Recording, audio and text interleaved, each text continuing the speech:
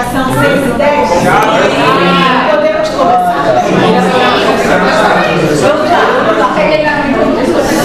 Nós tivemos aula passada de leucemia linfóide aguda, não é verdade?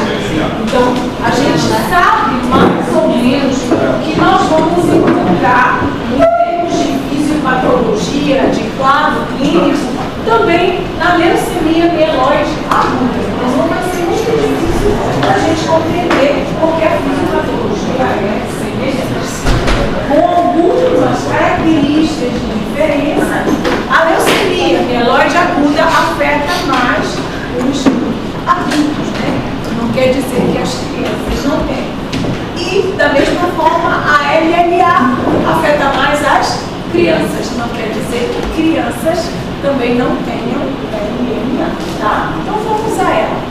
A gente já sabe que essas doenças, tanto a LLA quanto a LMA, elas são neoplasias oncohematológicas ou hematológicas que são provenientes das stem cells, na verdade, das células geradoras das nossas células. Lá, as stem cells produtoras de linfócitos e aqui as stem cells produtoras de todas as outras linhagens. Por isso, vocês vão entender que existe dentro da leucemia mieloide aguda a eritroleucemia, né? Porque é uma única célula que iria gerar todas essas células. Então, mesmo a gente sabendo que é uma leucemia das células eritroides, né, das células geradoras das hemácias, nós chamamos LMA, leucemia mieloide aguda. Aqui também vocês vão encontrar a leucemia de células megacariocíticas, produtoras das plaquetas, mas assim mesmo a gente chama LMA. Por quê? Porque é o mieloblasto que não amadurece e que iria gerar as plaquetas. Então, a leucemia megacariocítica, ela está com LMA, tá? Por conta do quê? Por conta dessa célulazinha que iria gerar a célula tronco, que iria gerar eritrócitos, plaquetas, granulócitos. Por isso ela já sabia esse nome, né? Porque ela é uma célula que geraria essas outras células.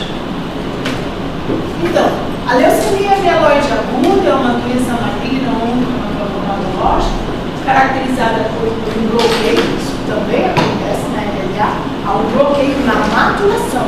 Então, o linfoblasto era para ir para prolinfócito, linfócito B, linfócito T, linfócito B, plasmose, linfócito T. Parou, não diferencia mais. Por isso nós falamos linfoblasto. A mesma coisa, a stem cell produtora da linhagem mieloide para em mieloblastos. Então, nada mais é gerado além daquilo. Então, há um bloqueio da diferenciação mieloide a partir dessa hiperproliferação de células imaturas na medula óssea, que vai gerar tudo aquilo que a gente conhece. Nós já vimos isso, né? Vai acumulando essas células e vai dando o quê? Vai acumulando e vai dando brócia, isso, né? E o que vai acontecer? Os nutrientes todos vão ser para nutrir aquela célula, parada de produção dos outros setores, não é verdade? E essas células liberam citoquinas inflamatórias que inibem a hematopoese, igualzinho como na LLA. O quadro clínico vai ser semelhante também. Muito bem, então, a fisiopatologia é semelhante àquilo que nós estudamos na LLA, ou seja, uma série de aberrações genéticas adquiridas nas células tronco pluripotentes. Ou seja, o meu paciente geralmente vai me perguntar o que causou a minha leucemia? As alterações genéticas. Claro, existem alguns fatores predisponentes que a gente vai ver, mas o que causa? As alterações genéticas. E que faixa etária da nossa vida nós vamos ter muita alteração genética porque os nossos genes ficam míopes? Isso, exatamente. genéticas começam a apresentar as suas falhas. Na hora de fazer a mitose, prófase, telófase, anáfase, não é isso? Na hora de passar pelas fases da mitose, um braço já foi perdido, foi investido, foi deletado. Então isso tudo vai gerar uma chance maior da gente ter LMA. Por isso ela é mais comum. Então o que acontece? Tudo isso que a gente tem visto. Proliferação anormal, elas começam a ser produzidas em grande quantidade. Expansão clonal, então elas vão ocupando o espaço. Diferenciação aberrante, não se diferencia mais, não amadurece mais. E diminuição da apoptose. Então, para você ver que o turnover celular é intenso e elas não morrem. Elas vão infiltrando tudo, elas vão ganhando sangue periférico, infiltrando tudo, e mais está sendo produzida e mais elas estão vivendo. Tudo isso leva ao quê? Leva à substituição dos elementos sanguíneos normais por células malignas. Então elas passam a ganhar o sangue periférico. E você passa a não ver mais elementos normais, apenas as células plásticas. Bom, a American Cancer Society estima que nos Estados Unidos em 2023 houve cerca de 20 mil novos casos de leucemia mieloide aguda e 11.300 mortes por leucemia em todos os adultos. É muito, né? Mas é raro. É porque a sociedade americana pega todos os cânceres. Se você imagina o câncer mais comum não é a leucemia, a gente diz que ela é um câncer raro. Embora eu vivo a minha hematologia com muitas cancerias. Então dá a impressão para mim, ou quando vocês passam na minha enfermaria, que tem muita canceria. Mas não é assim. A LMA é um pouco mais comum entre homens do que entre mulheres, como todo câncer, há sempre um predomínio maior pelo sexo masculino. Nós já vimos falando sobre isso. Mas o risco médio durante a vida em ambos os sexos é cerca de 0,5 a 1% em cada 200 americanos. Então, é rara.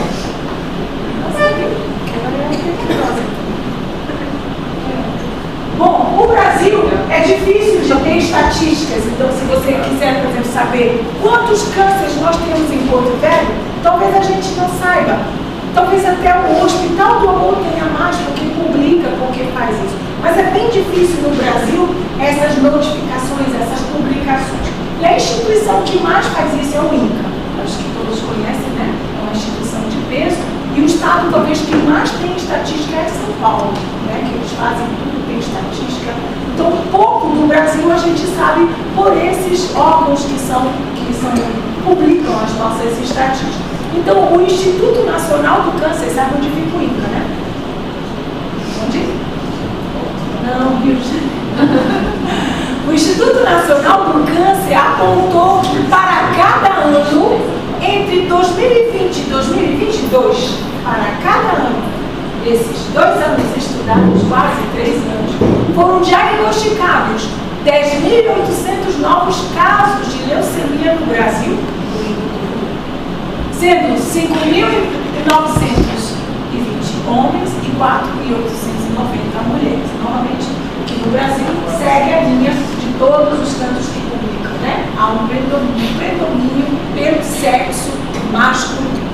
E aqui no Brasil, a leucemia mieloide aguda é um tipo de câncer de leucemia em adultos mais comuns, mas mesmo assim ela é rara. Entender por quê? Porque quando a gente faz uma comparação com todos os cânceres, ela se aproxima aqui de 1%.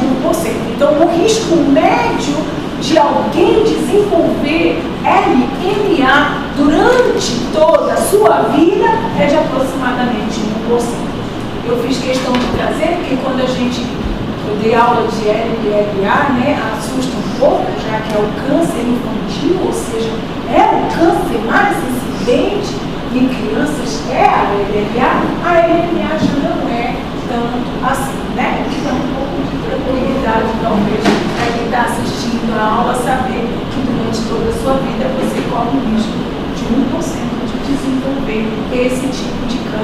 já que todos nós vamos saber o seguinte: existe uma frase que diz, não sei de quem é, todos nós teremos câncer. Todos nós teremos câncer, a menos que você morra antes. Isso é duro, isso é verdade. Entendeu? Então a chance da gente desenvolver leucemia mieloide aguda entre todos os cânceres é 1%. É verdade. Aos 90 você vai fazer um câncer. Você sobreviver até lá. Lá no da média tem. Mas todos nós teremos câncer. A menos que morra antes. Muito bem, gente. A LMA, ela pode atingir adultos ou crianças.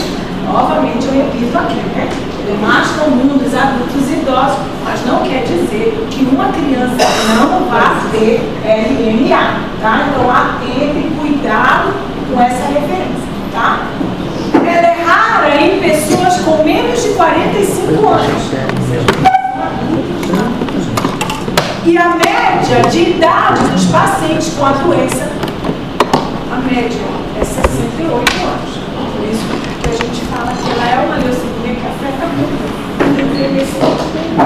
Uma das causas ou dos fatores de predisposição é o envelhecimento. Quanto mais idade nós temos, mais alterações genéticas, mutações genéticas nós vamos apresentar e a nossa chance é de ter um câncer. Não necessariamente. Tá? Segundo o estudo do Observatório de Oncologia, todos os cânceres, em 10 anos, de 2008 a 2017, que foi feito o trabalho, o Brasil teve cerca de 63 mil mortes por leucemias, sendo que 36% dessas leucemias eram LMA. Então, vejam que lembra que eu falei de LLA curada, sem transplante? 90% das crianças vão passar 2 anos tratando-os e vão obter a cura. Lembra que eu falei que a média mundial é 95% de chance de ficar curada e que o Brasil, por ser miscigenação, desnutrição, anemia ferropriva, cai um pouco a nossa estatística, mas ainda assim ela é boa, porque 90% é curável apenas com quimioterapia. Então, nossas crianças têm uma... Aquilo não é assim. Aquilo é grave. É a morte à espreita. O tempo inteiro. Aquilo é grave. Ela não tem essa resposta de ficar 2 anos tratando. Não, se você não transplantar, você vai morrer. Tem leucemia mieloide aguda que não transplantou e está curada. Eu tenho 2 casos. 2 casos. E por que elas estão curadas só com quimioterapia? Porque Deus gosta delas. Porque a maioria já morreu. Das minhas. 2. Como foi que aconteceu? Uma era idosa. Não tinha irmão doador. Colocamos o nome no RILEM, nunca veio um doador. Não acharam. Mas ela sobreviveu. A outra tinha irmão doador. Ele era 100% compatível. Enquanto ela estava fazendo a quimioterapia para ficar sem a doença, para poder ir para São Paulo para fazer o transplante, o irmão morreu afogado. Foi, ficou arrasada duplamente. Porque a chance dela diminuiu de viver e perdeu o irmão. Porque ele doador. Só que ela sobreviveu. Não me pergunte por quê, não foi porque eu fui supra-sumo, ou eu fiz uma má. Não, acho que alguém lá em cima gostava dela. E por isso ela sobreviveu. Porque o resto morre. Se você tem LMA e você não consegue um doador, dificilmente você vai ficar curado apenas com quimioterapia. Então, seguinte. Não se sabe a causa da LMA. O que se sabe é que ela é causada por mutações genéticas. Vocês vão ver um quadro. Por isso que eu não vou exigir isso de vocês. Cara, é muita mutação. Tá? Então, eu vou ser boazinha e a gente não vai pedir essas mutações na prova. Que realmente seria doído pedir isso para vocês. Então, não se sabe, né, o que causa essas mutações genéticas na célula-tronco mieloide originando a LMA. O que se sabe é que são muitas mutações, tá certo?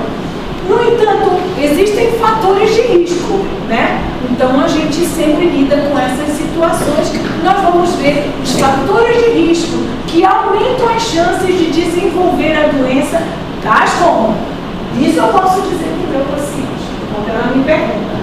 Vocês já viram dos fatores, né? Eu sempre venho falando da bomba de Hiroshima e Nagasaki, lembra? Causando aplasia, causando leucemias.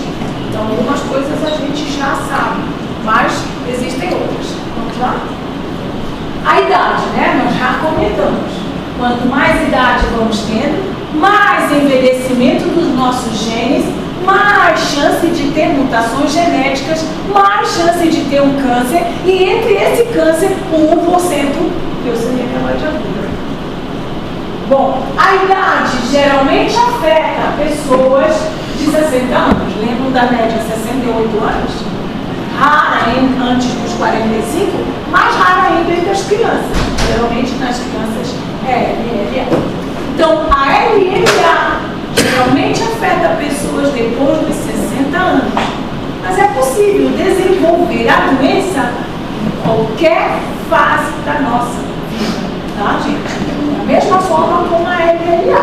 É mais como em criança? É, mas você pode ter em qualquer fase da sua vida. Alterações genéticas conhecidas também são fator de risco. Lembra que eu falei da LLA? Se eu tiver um bebezinho de Down, eu tenho uma grande chance dele desenvolver leucemia. Eu digo Down porque é a doença genética mais comum, tá, gente? Então, tem Down, tem anemia de Fanconi, síndrome de Bloom, elas são mais raras. Mas a doença genética mais comum que nós conhecemos, e se cair uma prova essa pergunta, você já sabe, se chama trissomia do... Doenças do sangue. Olha que coisa nojenta. Você já tem uma doença hematológica e essa doença hematológica se torna um fator de risco para você desenvolver leucemia. Tivemos aula de anemia falciforme? Sim. As crianças de anemia falciforme, os adultos de anemia falciforme têm mais chance de ter leucemia do que a população normal. Uma criança de anemia falciforme tem mais chance de ter leucemia do que uma criança sem anemia falciforme. Outro, polissidemia vera é um excesso, a chamada síndrome mieloproliferativa. É um excesso de produção de sangue. Então, é um excesso de produção de hemácia. Então, qual é o hematócrito normal de um homem adulto? Isso, 40 a 50. Os pacientes chegam com 70, 80. É tanto sangue que às vezes já chega com um acidente vascular encefálico hemorrágico. De tanta pressão que o sangue faz. Eles chegam roxos, eles não chegam vermelho, eles chegam roxos, chega aqui é roxo, roxo, roxo. De tanto sangue, eles estão para explodir, morrendo de dor de cabeça, pressão lá no teto, entendeu? E aí faz o hemograma, tá lá. O que ele faz? Sangria. Vai tirar sangue todo dia até aquilo baixar para começar aqui a terapia. Tratar tudo de terapia.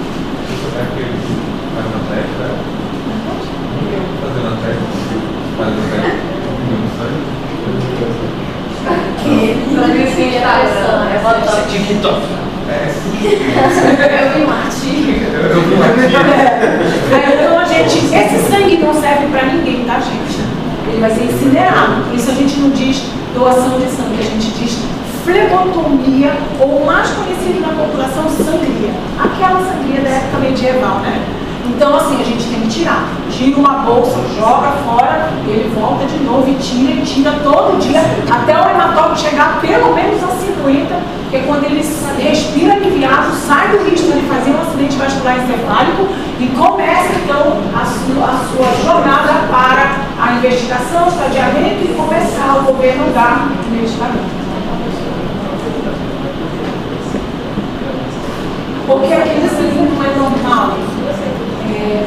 O sangue de polissidemia vera, ele não é um sangue normal. Essas hemácias não carregam o oxigênio que a gente quer. Elas são hemácias que estimulam tromboses. Elas não são normais. Então não servem. Mielodisplasias Mielodisplasias são alterações genéticas que fazem com que a medula se divida, mas as células não se dividem. Então, quando você olha a medula, você tem uma célula com 3 núcleos, uma célula com 2 núcleos. E isso faz com que a medula seja cheia, não é uma aplasia, mas o sangue é pancitopênico, porque não consegue separar essas células para povoar o sangue periférico. Então, a mielodisplasia é aquele paciente, você dá o diagnóstico de mielodisplasia, geralmente começa com anemia, aí você faz uma transfusão hoje, ela dura uns 3 meses. Aí você já sabe que o paciente vai morrer por quê? Ele já volta todo mês para tomar sangue. Depois ele vai voltar a cada 2 semanas para tomar sangue. E o meu pacientezinho já está tomando a cada semana sangue. Então, quando isso diminui mais, ele vai morrer. Ele tem mielodisplasia e não tem jeito. As mutações genéticas não vão mais permitir a produção de célula. Então, a vida final da mielodisplasia ou é a aplasia, ou a medula cansa, e não produz mais nada, ou é a leucemia. Então, a LMC, que será o assunto da próxima aula, ela é uma leucemia mieloide crônica. Ela vai ter toda a linhagem certinha, normal, só que em grande quantidade. Chega com 800 mil leucócitos. Então, essa medula faz parte também da síndrome mieloproliferativa. Proliferação de hemácias, policitemia vera. Proliferação de plaquetas, trombocitemia essencial. Proliferação de leucócitos, leucemia mieloide aguda, mieloide crônica. E o produto final dela é ou aplasia, câncer de tanto produzir, ou leucemia. Exposições a químicos, vimos isso na aplasia de medula óssea, né? Aqueles que se expõem a altine, né? O gás da gasolina, benzina, esses derivados de petróleo, inseticidas, herbicidas, lembram? Né? Isso tudo é produto químico que pode favorecer você, tanto a aplasia quanto a leucemia mieloide aguda, leucemia linfóide aguda, linfoma, mieloma, pode ser o que vier hematológico. Então, são profissões perigosas. Você lidar com os produtos de petróleo. Andar também. Sem andar pesticidas, herbicidas, da publicação que maior prêmio vai. Porque o mandar? Porque ele é o produto mais usado do Brasil. Coitado do ribeirinho e do cirurgiante. Vai e doente. Exposições ao alto nível de radiação são sobreviventes da bomba atômica. Eu falei para vocês, na aplasia, ainda hoje eles estão morrendo de câncer, de leucemia aguda, de aplasia, porque eles estão em VVAC, né? Se foi na década de 45, hoje eles são idosas, estão morrendo de câncer.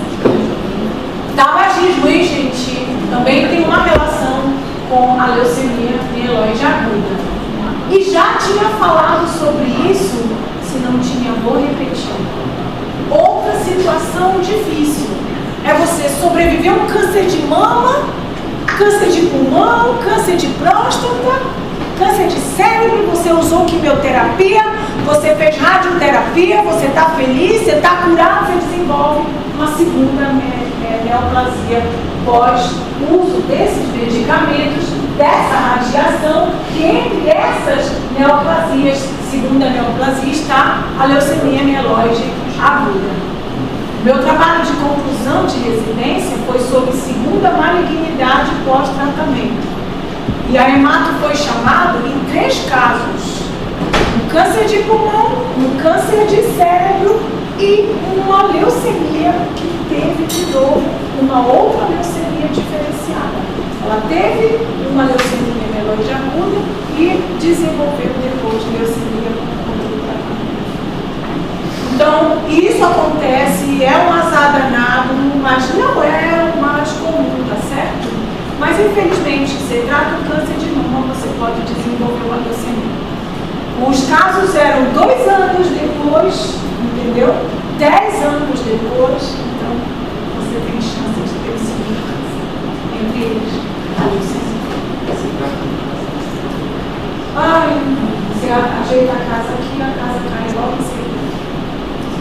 O quadro clínico, nós já falamos, né? Aquilo vai enchendo, preenchendo, ocupando espaço e não deixando produzir as outras células. Então, se você pensa nisso, você já sabe que você vai encontrar no sangue periférico, desde pancitopenia, né, até leucocitose com blastos, né, e anemia em trombocitopenia. Então, o quadro clínico, lembram que na LLA começa com durócia? Todo mundo ficou preocupado com seu filho, da dor de crescimento. Todos nós que temos nenéns, se assistimos uma aula dessa, a gente quer investigar. Porque meu filho vive e ai, que dor na perna, grossa, não é verdade? Aqui, olha que curioso. Lembram que lá também os sintomas eram inespecíficos e passavam muitas vezes como reumatismo? Lembram? Ficava meses assim? Aqui também. Então, os sintomas são inespecíficos. Uma fraqueza, uma indisposição, uma perda de peso. Começam de modo gradual ou abrupto. Abrupto é tipo o meu paciente, que eu nunca mais esquecerei, que Deus o tenha em bom lugar. Ele era um jovem de 25 anos, recém-passado no concurso para geografia, professor de geografia na prefeitura. Ele bateu bola no sábado. Se bateu bola, estava bom, não estava? Correu para lá, para cá, atrás de uma bolinha, só teve muito pique, muito sangue bom para estar batendo bola. Os dois tempos, e ele, feliz da vida, chegou em casa, tomou banho e foi dormir. Um pique, passou o dia bem. No domingo, não, ele bateu bola na sexta. No sábado, ele amanheceu com manchas roxas. Mas até então, pancada do futebol, né? Uma entrada, uma dividida. Olha ele falando palavra dos meninos. Numa dividida, né? Bateu-se a canela roxa. Então, ele não levou muito em consideração, né?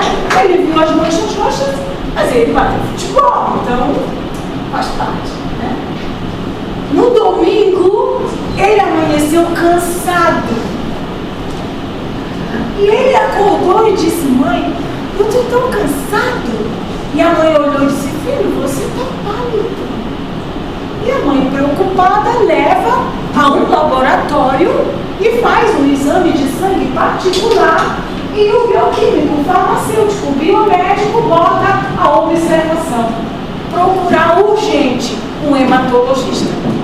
Ela leva à tarde para o João Paulo II, lá refazem esses exames, confirmam que se tratava, e segunda-feira de manhã cedo ele foi transferido para a gente, para a avaliação.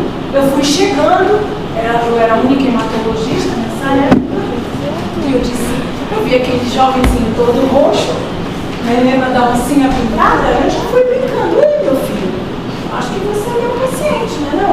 Eu brincando, tá bom, pesado. E ele disse assim: não sei não, estou esperando uma doutora japonesa. Mas sou eu mesmo, eu sou a doutora japonesa. Esse nome é complicado, mas não é japonês. E eu fui brincando e fui fazendo a internação dele, e ele foi para o leito, e eu já preparando para fazer o mielo, porque o hemograma já mostrava a leucemia. Tá certo?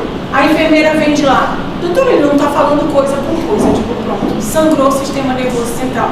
Foi um pega para capar. À tarde ele estava com morte encefálica e morreu na madrugada. E a mãe ficou tão apavorada que entrou em depressão. E ela é minha paciente até hoje, porque até hoje eu tenho medo dela ter leucemia e morrer desse jeito em 3 dias.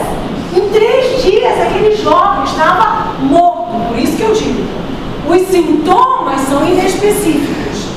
Começam de modo gradual ou abrupto. Desse jeito. Rápido. E são consequências, né? E como consequência, E como consequência, esses sintomas são consequências da anemia, da leucocitose ou leucopenia ou normocitose, né? Porque o leucócito também pode vir normal como blasto ou mesmo como blasto, e da trombocitopenia. Então ele amanheceu cansado porque já tinha anemia, amanheceu roxo porque já tinha plaqueta baixa, E a leucemia ganhou sangue, desencadeou coagulação intravascular disseminada, e ele fez um sangramento do sistema nervoso central. Eu lembro do sangramento, que é o nosso maior medo. Lembro que eu digo que ele é raro na púrpura, mas ele pode acontecer. As leucemias ainda acontecem bastante. Quase metade dos pacientes apresentam sintomas por 3 meses antes do diagnóstico. Então, não é que sempre vai vir abrupto desse jeito. Uma boa parte tem aí uns 3 meses, ficando cansado, aparecendo umas manchas roxas, e ele procura geralmente, ou porque aquele sangramento não parou naquele dia, ou porque ele começa infecção oportunista. Aí ele vai procurar o pronto-socorro. Então, os sinais e sintomas são a fadiga, lembram? A dorócia é o primeiro, né? Então, a fadiga é o primeiro sintoma frequente entre os pacientes de LMA. Anorexia e perda de peso são comuns. Claro, não tem doença que você tenha que vai te deixar com um bom apetite e que vai te engordar. Geralmente você perde o apetite e não tem fome e vai emagrecer. A febre constitui o sintoma inicial em cerca de 10% dos pacientes, que é quando eles vão procurar ajuda. A febre, faz 3 dias, 4 dias, vai fazer o hemograma tal. 10% dos pacientes vêm com febre, por isso que pode demorar muito, né? Uma manchinha roxa aqui, uma indisposição ali, uma perda de peso, até que a anemia está tão visível que as pessoas olham, nossa, você está magro, né? Um homem de 40 até que ele atinja 20, nasce com muitos dias ele ficando disposto, ficando magro. Sinais de hemostasia anormal, como equimoses, petecas, sangramentos fáceis, também levam você ao pronto-socorro, mas principalmente quando é sangramento úmido. Eu fui escovar os dentes e não parou mais de sangrar. Eu não estava esperando e começou uma menstruação, uma avalanche que você não estava esperando, ou você estava menstruada, no segundo dia começou o sangramento de vazar, você vai procurar o pronto-socorro. Mas aquelas pintinhas, você não, isso não é nada, eu me bati, você vai dando as desculpas daquilo que você não quer aceitar, né? Ocorrem também dores de cabeça, que para nós é preocupante, por conta do risco de sangramento. Tosse, às vezes por infiltração, e sudorese, que também pode levar o paciente a um clínico geral, porque eu estou suando bastante. Exame físico. Então vejam, gente, qual é a tríade das leucemias? A gente diz isso sem que isso exista, mas todo mundo sabe. Se os 3 setores são comprometidos, então eu vou ter palidez, febre, sangramento. É verdade? Tanto na LLA, quanto na LMA, quanto na aplasia, quanto na anemia megaloblástico. Não é verdade? Veja o quanto diagnóstico diferencial se chegar ao paciente com calcidopatia. Não é verdade? Então, o auge sempre será febre, infecção, hemorragia por ocasião do diagnóstico, além da palidez. Bom, vocês lembram que na LLA a gente tinha febre, hemorragias, anemia, não é isso? Ou palidez, não é verdade? A gente tinha linfonodomegalia, hepatosplenomegalia, não é verdade? Para criança, muito comum. Isso. Aqui já não é. Não quer dizer que não possa ter. Esplenomegalia, hepatomegalia, linfonodomegalia e dores ósseas também podem ocorrer na LMA, mas elas não são comuns. Então, de um modo geral, é aquele paciente que no exame físico ele tem anemia e manchas, e raramente tem linfonodo, o que diferencia muito da LMA. Vejam, As perguntas de prova é geralmente assim. Se eu perguntar, botar um quadro clínico e eu botar que é numa criança, é claro que na cabecinha da gente a gente vai pensar o quê? LLA, perfeito, é esse que você tem que entender. Mas se eu botar o mesmo quadro clínico num adulto, pode ser LLA, entende? Mas não é o mais comum, não é verdade? Mas pode também ser LLA. De um modo geral, se eu boto uma leucemia que tem tudo isso, palidez, infecção oportunista e manchas, e não tem nada, qual é a primeira hipótese? LMA. Eu estou acabando de dizer, dificilmente não tem essas coisas. É muito difícil ter uma pontinha de braço, de fígado ou linfoma. Quase não é comum. Mas se eu botar o mesmo quadro tendo tudo isso, eu vou dizer que não. Tá certo? Então, vamos separar. É criança? É adulto ou idoso? Entende? Porque se chega para você, e você é um clínico, e você tem que levantar a hipótese diagnóstica, você vai pedir um parecer, por exemplo, para hemato. Então, você vê tudo isso, que pode ser aplasia, leucemia, mieloide, linfóide, anemia megaloblástica, que vai depender do mielo, não é verdade? Então, você vai dizer o quê? Suspeita de leucemia aguda. Só que você precisa entender, ou se quiser arriscar entre parênteses, por exemplo, uma criança, você vai colocar LLA, aí você interroga. Pronto, está bonito parecido. Indica para o hematologista que vai atender a sua criança, que você sabe que a LLA é o câncer infantil.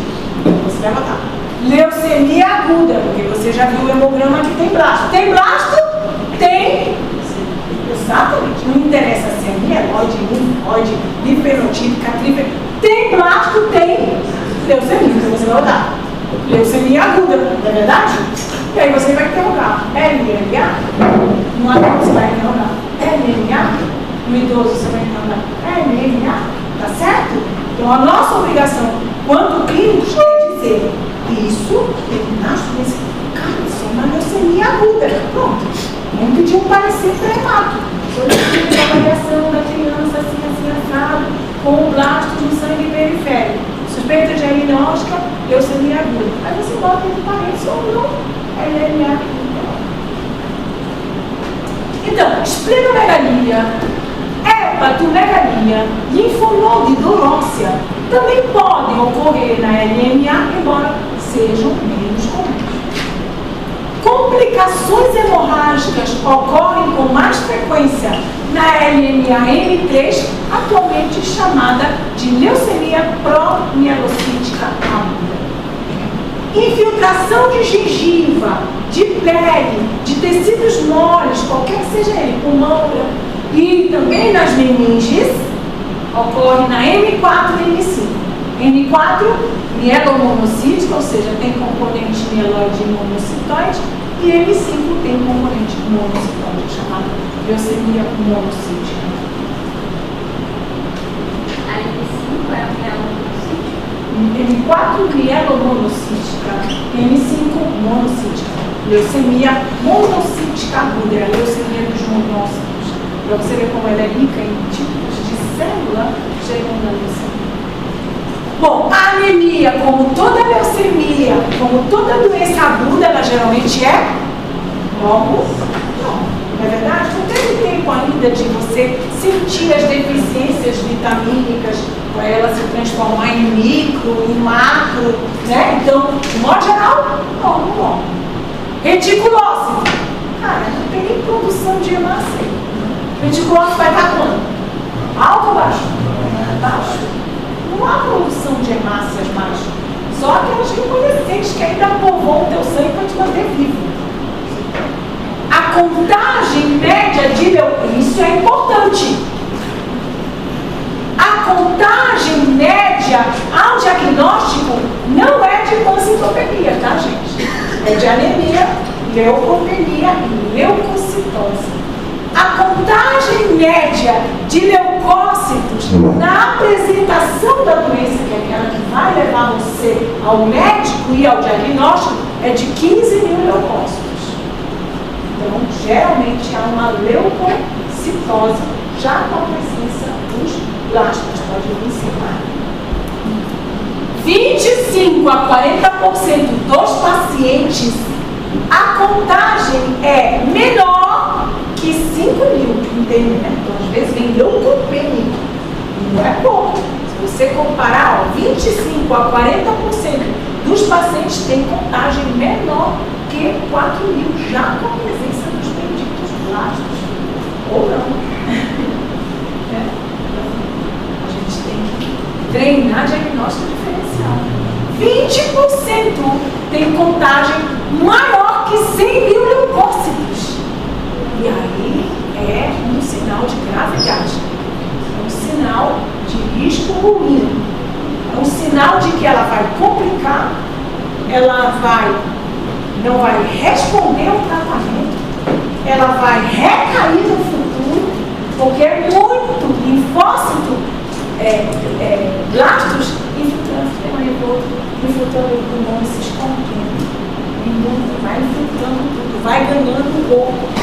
Então, vou repetir. Em média, o diagnóstico se dá com leucocitose em torno de 15.000. Estamos ouvindo? Pois não isso que ele está falando. 25 a 40% vem com leucopenia, menor que 50.000. E 20% leucócitos maiores que 100.000, 200.000, 300.000, tudo sendo de leucemia. Essa criança, esse jovem, esse idoso está condenado. A chance de cura cai absurdamente se você não tiver um valor. Menos, aí eu vou repetir de novo, menos de 5%, mas ainda assim existe, não vem com blastos de sangue periférico. Então vai da sua suspeição clínica, dos dados que eu colocar, dos diagnósticos diferencial, da sua boa vontade de ser um bom pediatra. Vou dar um exemplo. Acabei de receber ontem a colega médica de Jaru, ela colocou assim: olha, puxa, aqui é sua colega de Jaru. Eu estou com uma criança de 5 anos. 5 anos é a idade de? Isso, de 2 a 5, não é verdade? Não que com 9 ou menos de 1, lembra? 1 ano, alto risco, acima de 9, ruim para cura. Né? 5 anos. E ela está. Olha, ela está com uma anemia, está com uma febre, no pulmão parece uma pneumonia. Olha como ela é boa, médica. No pulmão veio uma imagem de opacidade, então tem anemia. Computou? Tem idade? Computou. Tem, ela disse, a plaqueta está em torno de 80.000. Tem plaqueta baixa? Tem. Ela está com hepatosplenomegalia palpável e alguns linfonodos cervicais. E no hemograma dela tem 68% de linfócitos. Lembra que eu falei que no interior às vezes é difícil eles botarem blásticos, eles botam como linfócito? Lembra que eu falei que eu ensinei quando eu cheguei aqui, porque atrasava muito o diagnóstico que eu era responsável pelo estado todo? Eu tive que fazer cursinho, lembra? Então ela falou assim: isso pode ser leucemia? Na hora. Eu disse: colega, pode. Entendeu? Esse 68% de linfócito, não sei não. Deve ter blasto aí. Entende? Ela tinha 20% de segmentado e 68% de linfócito. Aí ela foi assim: na cuxa eu vou fazer assim, vou pedir as sorologias, né? Não tem caminho, não dá, né? Vou pedir as sorologias todas. E se não der, eu mando para você, eu mando tudo bem. Então, cuidado. Menos de 5%. Não há relato de blastos. Vou evocar. Menos de 5% não apresenta células leucêmicas detectáveis no sangue periférico. O que não pode deixar você sem pensar nesta doença. Esta peste. A contagem de plaquetas, olha, eu falei em 80.000 da criança. A contagem de plaquetas é abaixo de 100.000, na maioria, 75% dos casos. Então não espere vir com 2.000 para você. Ai, uma leucemia é uma placenta, porque está muito grave. Entende? Não espere. 70% dos casos, mais da metade, a plaqueta é abaixo de 100. 25% dos casos restantes, a plaqueta é abaixo de 25 mil. É mais grave ainda, o risco de sangrar no sistema nervoso central é grande. Naquela criança, naquele adulto, naquele idoso. Eu achei bem bonitinho a conversa, né? Fiquei olhando ela digitando. Ela está pensando em leucemia. E é realmente que tá bom. Pode ser leucemia de pode. Eu, plástico, as plaquetas podem apresentar anormalidades morfológicas, ou seja, elas podem trombosar ou elas podem sangrar. Elas são doentes, elas são bizarras, elas são anômalas. Então, a mesma criança pode trombosar ou pode sangrar para o sistema nervoso central.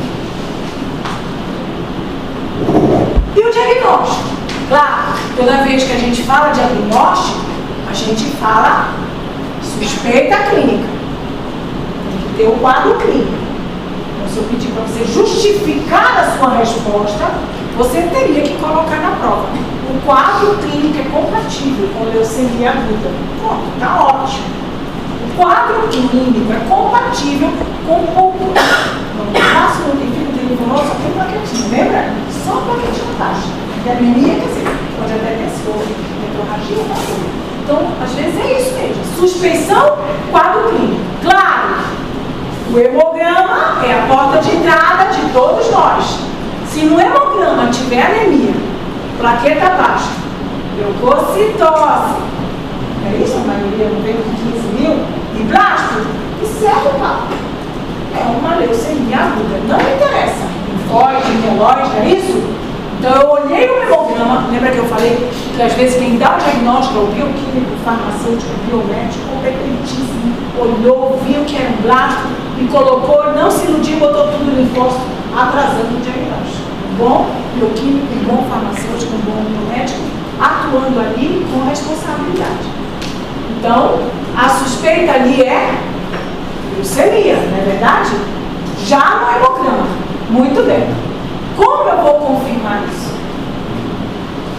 Chamando o hemato e indo no mielograma. Faço mielo, só células plásticas. Leucemia aguda. Quem vai definir se é linfóide ou mieloide?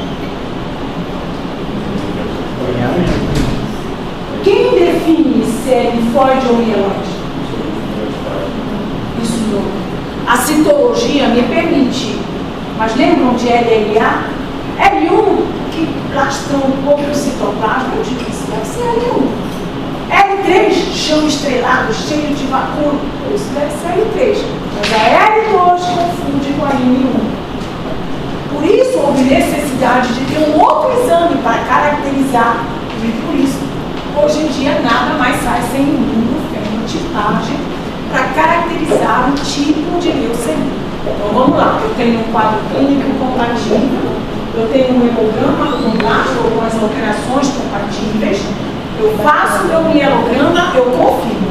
Esse paciente tem leucemia aguda.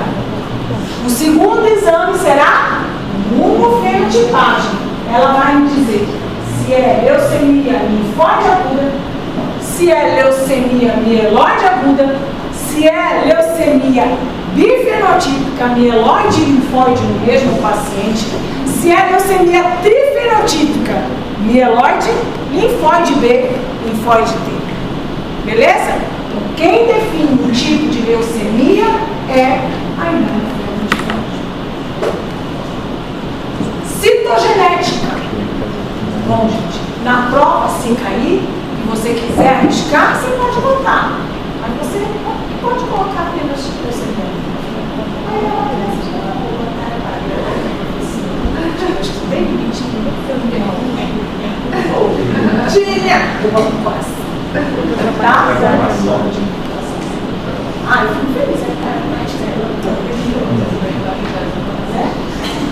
Bom, citogenética, nós já falamos. Lembra que tanto na LLA, citogenética dá diagnóstico e dá também prognóstico? Aqui também. E aqui mais ainda, porque o que tem de alterações genéticas é muito grande. Então a citogenética é para, junto com tudo isso, classificar e dar prognóstico.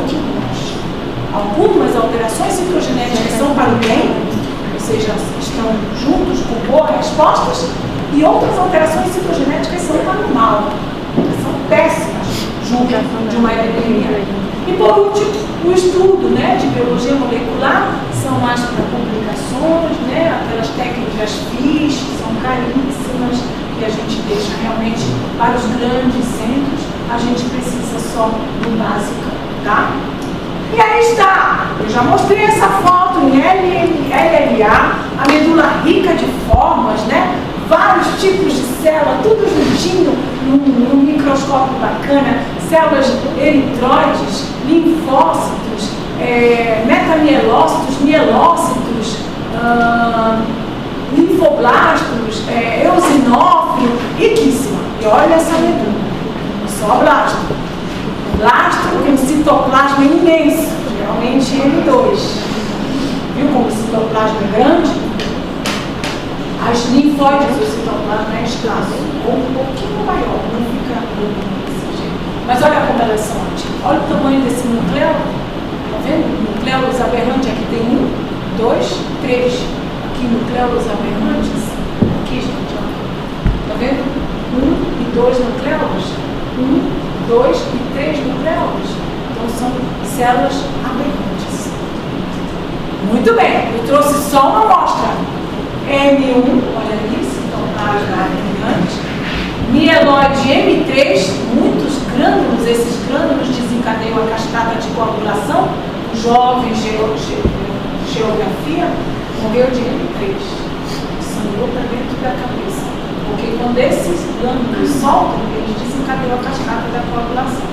M7 é a leucemia das plaquetas, elas têm esse mamilozinho, estão vendo? Ele é mamilonado. Então, vejam que pela citologia eu posso dizer, mas hoje não se aceita mais dar diagnóstico só por citologia. Então, essa classificação M1, M2, a gente já não aceita sozinho, ela tem que estar junto de um bloco, tá? Aqui M5, né? M5 é a monocitóide, parece monócitos. Aqui M4, que é a mielomonocítica, então tem mieloide e tem o monócito. Aqui, ó, estão vendo um eritroblasto gigante? É a célula da eritroleucemia, é a célula dos eritroblastos, as células produtoras de plaqueta. Aqui M7, novamente, são não milonatas, olha o mamilo. Tem uma foto mais bonita. Olha aqui. Estão vendo? Bem mamilonado. Vários mamilos, estão vendo? Isso é bem típico da M7. Então, eu podia dizer ao microscópio, e eu disse muitas vezes, a gente só tinha isso, né? Agora a gente tem outras coisas. Então, esses são só uns exemplos. Olha a M1, bem bonita, parecendo. Ela tem inclusive alguns barulhos da M3 utilizar, por isso que ela confunde a M2 com a M1. Ó, se eu olho, eu vou dizer, cara, isso aqui tem vacuna, isso é uma L2. E não é uma M1. Que confunde. Então é isso, só para vocês terem uma noção. Olha aqui a M3 de novo, com aqueles grânulos que desencadeiam a cascata da população. Então eu olho isso, eu posso ao microscópio dizer que isso é M1, M0, M7. Mas hoje em dia não dá mais para ser só isso. Aqui são as citogenéticas favoráveis. Olha a quantidade de alterações genéticas, de rearranjos genéticos do bem. E aqui, as que não são tão, mas também são menos comuns. Né? Tudo isso fez com que hoje a gente não aceite mais tratar a leucemia sem imunofenotipagens e sem citogenéticas. E aí, isso complicou o mundo das leucemias. Enquanto há 30 anos atrás a gente só fazia a parte de citologia, hoje a gente tem que fazer a imunofenotipagem, a citogenética. A gente junta tudo e diz, isso é uma M7. Deu para entender? Porque houve a confirmação com outras situações. Vou mostrar. Olha, é obrigatório, então, professor? É obrigatório. Eu falo, não estamos na idade da pedra, não. Bom, aqui a categoria de risco. Dependendo da citogenética que vier, eu vou dizer que é favorável. Favorável que é? Vai responder bem, tem a chance de ir para transplante, pegar transplante, ficar curado. Risco intermediário, todas essas alterações. Você já fica um pouco mais triste quando tem uma delas. E risco adverso, olha a quantidade. Para a quantidade de coisa boa, olha a quantidade de mutações genéticas ruins. Então, se você vem, é uma LNA, tá ok, LNA é N1, bacana. N2, que tem é favorável, mas ela vem com uma citogenética desse jeito, o risco já é adverso. E parecia uma coisa boa. Por isso que eu não vou pedir, entende, gente? É muita coisa. Isso é para o especialista, não é para nós clínicos, né? De modo geral, não precisamos. Mas eu posso botar, se vocês quiserem. Eu imaginei que né? Então agora, a classificação já não é N1, N2, N3, N4, N5, N7, N0. Não é, é desse jeito. LNA da mielodisplasia, lembra o mielodisplasia? LNA sem especificação, com mínima maturação, com pouca maturação, eritroide mieloide. Então ela já complicou mais. Até por nada, a gente tem que olhar e classificar para depois ter o resultado no final. Isso, tem muita. Olha, são mais de 15. Sai fora. Essa aí também não. Eu vou cobrar essa, a outra. Só LNA e LNA. Lá na residência, só Não vai cobrar nenhuma classificação? Aqui, gente, é outra classificação.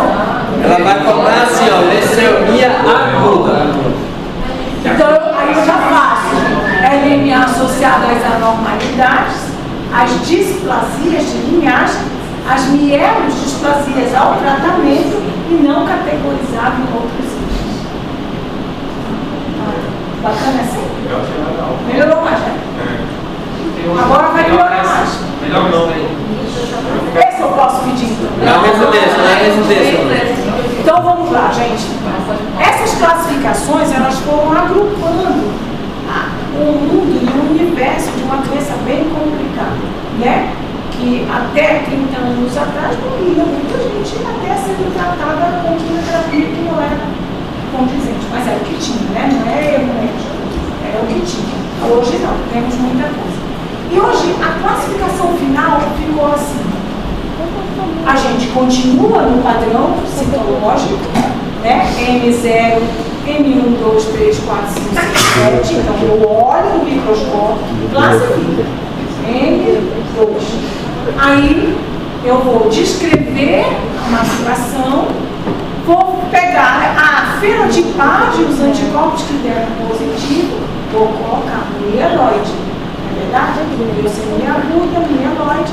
E vou pegar o cariótipo com as coisinhas que são boas, né?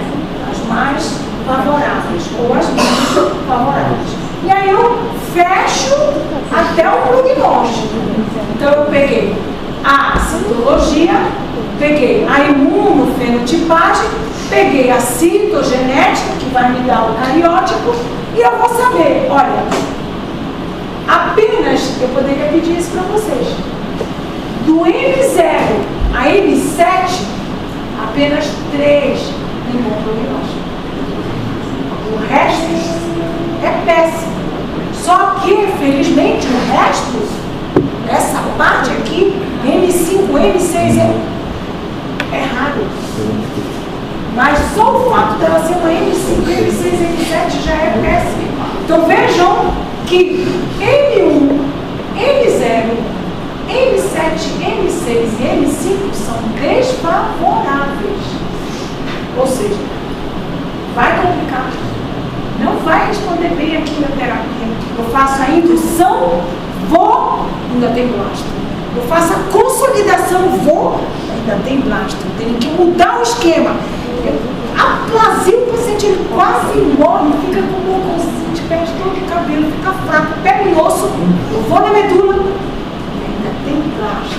É isso que ele diz desfavorável. Você vai fazer a quimioterapia padrão, mas ele não vai responder como deveria.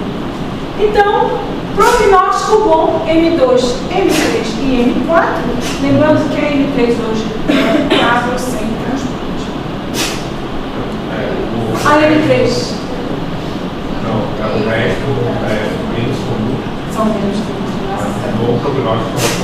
Bom, a mais comum são as duas primeiras, as três, até aqui são as mais comuns.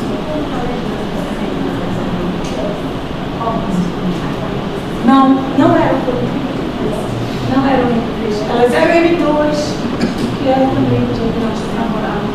Não era. Eu tenho M3 curado. M3 é curável sem transplante. Mas é que mais faz sangramento comum. É que o homem vai para M3. Esse, ele era M3. Ou seja, a primeira coisa foi a sangue. Eu nem tenho de ajudar. Então, foi essa união, esse é o que a Organização Mundial de Saúde aceita hoje em dia, né? É a classificação pegando mielograma, imunofenotipagem e citogenética para caracterizar o prognóstico do paciente. É a mais usada hoje em dia? Mas aí não confirmar a histologia e ela mesmo. Exatamente. Bom, a histologia não, o tipo, né? De certa que é a citologia. Lembra? Histologia é tá? Citologia é sim. Bom, o tratamento, isso eu acho que é o último já. O tratamento, gente, é quimioterapia. Existem duas fases, a fase de indução de remissão, com citarabina e antracíclicos, é chamada Downer-AC, né? E você faz isso 7 dias, 2 vezes e faz o IEL. Está sem blasto, vai para a fase de consolidação. 4 doses, 4 meses e ela vai para transplante.